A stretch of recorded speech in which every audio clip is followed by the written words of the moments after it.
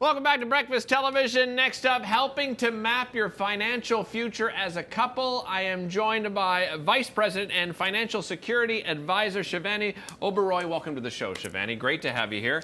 Not a lot of things I think couples talk about even before they get married. It oftentimes happens after the marriage, and then we all tend to scramble as a couple figuring things out. Let's start off with getting organized. What's the first thing you need to do to get organized as a couple financially?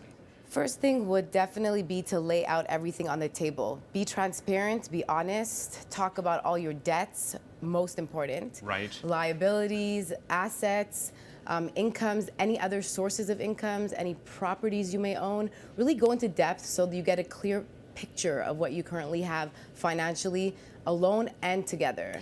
When, before for some people it could be an intimidating process to sit down because you're almost, calling out your significant other. Right. Is it beneficial to sit down with somebody that is a financial advisor to act as that mediator, perhaps? I think that's something that could be looked at a little bit later on. Okay.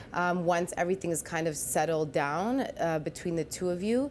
Definitely a professional advice is something I recommend, but I think having those tough conversations between each other gains the trust, especially the financial trust, which is important. Right. All right, next up we have set financial goals together. So what kind of goals are we talking about here, and how do you go about it? Well, once everything's out on the table, you should set short, medium, long-term financial goals. So whether it be starting an emergency fund would be a short-term goal, definitely. Okay. Medium-term, if you're looking to purchase a home or you're eventually trying to get rid of your debt, how are we going to do that? Write them down. These goals, very, very important to write them down. That way you hold each other accountable to achieve those goals. Do you suggest a certain percentage for an emergency fund that you would set aside from your salaries as a couple? So I recommend that you figure out what your fixed expenses are per month together that you need to pay, and try to keep at least 2 to 3 months fixed expenses in that emergency fund, because in case something does happen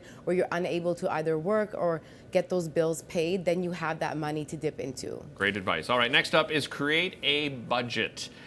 Really tough for a lot of us. What do you suggest? So I do not suggest doing a long-term budget right away. Start on a month-to-month basis so you kind of grasp to see how each of you is spending, your spending habits.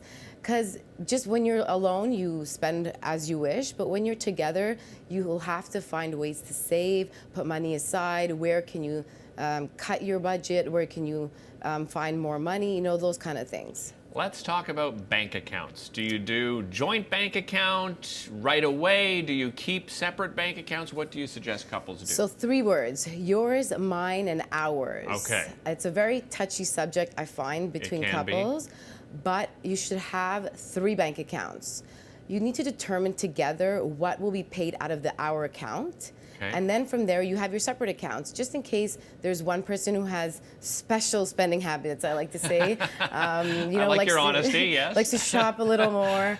Or, someone likes to spend more on sporting events. That way there's no argument what you spend your bank account on, but ours makes sure all the bills get paid, the emergency fund is funded, and everything's set for the month. Lastly, probably most important, communication. Keep it going, and you even suggest money dates. What do you mean by that? So communication is the most important, but make it fun, because this is a touchy subject that could sometimes, lead to some type of disagreements. Go out, make them weekly, if not bi-weekly, and go out, make it fun, make it a date night. Maybe even do it weekly and pay those bills together online. I suggest it takes a little bit of it eases the transition of paying those bills together and making it more a fun topic. Have those difficult conversations, but make it a date night. I love that idea. Thank you so much for your advice. Really appreciate it, Shivani.